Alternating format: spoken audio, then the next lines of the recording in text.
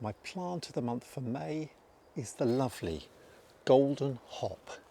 Latin name Humulus lupulus Aureus. Aureus meaning golden. It's got these beautiful golden new leaves which really do brighten up the garden through spring and into summer. The leaves gradually turn greener as you go through towards the end of the year, but this is a really valuable quick growing climber. It's a hardy perennial, so it dies down completely in the winter.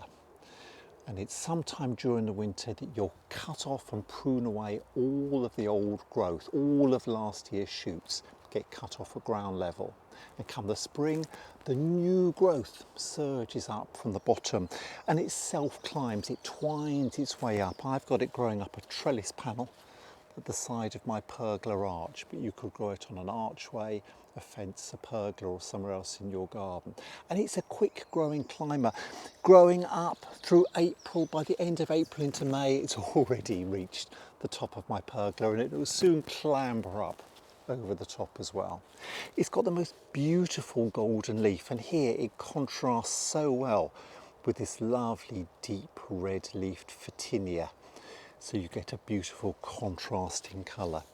I love quick growing climbers, and if you've got an arch in your garden, this might be one to choose.